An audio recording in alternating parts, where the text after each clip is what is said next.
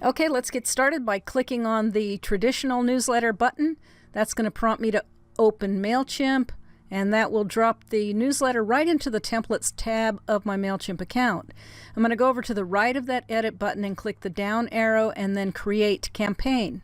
That's going to open up a window that says Untitled on top. The first thing you do is add recipients. Click that button, choose your newsletter list, save, then scroll down to the bottom area and then click that preview, and you can read through the newsletter, see if there's anything you want to change before you send it. You can check that enable live merge tag info to see that your recipient names are being pulled in from the mailing list that you chose when you chose add recipients. That's how you get your information into the newsletter.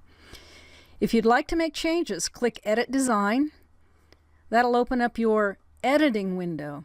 Your editing window doesn't show your live merge tags pulled in together. You actually have to go up and click the preview and test, enter preview mode to see that live information pulled in. Again, you can toggle that live merge tag info and see how the whole newsletter looks right there. X out of that and you come back to this editing screen. Now from here you can do things like pull those content blocks over and drop them into your newsletter. You click that pencil icon, and then on the right side of your screen you make your changes. You type in all the information you want, or you can paste in information if you want, and go ahead and add images, add charts, and you can use the different content blocks to do different things. You're going to play around with those a little bit to see what happens.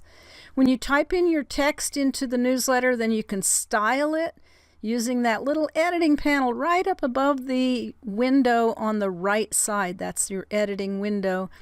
And you can do things like move the text over to the side and so forth. Keep your eye on the left side of the screen. That's where the changes are actually happening, even though you're making them on the right side of your screen. Click Save and Close in the center when you're done editing a block. Then go up and preview it and see how it looks. And there you've got your personal note. Click X to exit out of the preview. And now let's drop some other blocks in. We can drop these into these empty content block spaces. You can also put these anywhere you want in the newsletter. You don't have to put them just in those empty content block spaces. Now in this case I'm going to go ahead and just add a listing. I'll type in some text, and you would do the same thing for your listing. Format it, add some style to that heading. Because it's dark on the background, you want to make this a light colored text, so I'm just going to adjust that text using that little underlined A.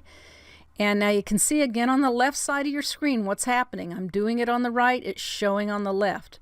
So it doesn't matter what shows on the right, it's what shows on the left that's important. I'm going to add a link by highlighting the text I want linked and clicking the little chain, and then I'll probably paste in a URL of the location people would go to get more information. I'm just typing something in here. There you can see that's linked. Now I'm going to click Browse, and I'm going to go ahead and insert picture. And if it wasn't already there, I would upload the picture first and it would insert. Now I can also choose to change the color of that background. If I don't like that dark gray kind of brownish background, I'll go up to the image card. I'm right still in that one same block. They call it an image card in this case, and I'm going to change the background color, and I'm going to change it to blue. This is very finicky, and it might pop around, jump around a little bit, but just play with it until you get it to do what you want it to do. Change the color to whatever you like, and when you're finished with that, you can drop something into the other side, the other empty side there, and do the same thing. You don't have to put the same kind of block in. You could put a completely different block in. I'll delete that one and drop a text block in. And in this case, I'm just going to add an article. And you'll see how I do that here. And then I'm going to format it. I'm just copying and pasting just to add some text. And if you want a space between your paragraphs, which you do, then you're going to have to add that yourself by adding an extra line, because Mailchimp doesn't space things like Word does. Here I'm choosing heading 2 for my cool title, and that text is still a little short of being even with the other block on the left side, so I'm going to add another line, and that's how the final product looks. Let's go up to preview and test, see how the newsletter looks. And if I were completely happy with that, I would be finished. I would click X to close out the preview. Now all the way down to the bottom right, there's a blue Save and Close button. That's what you click when you're finished editing the newsletter.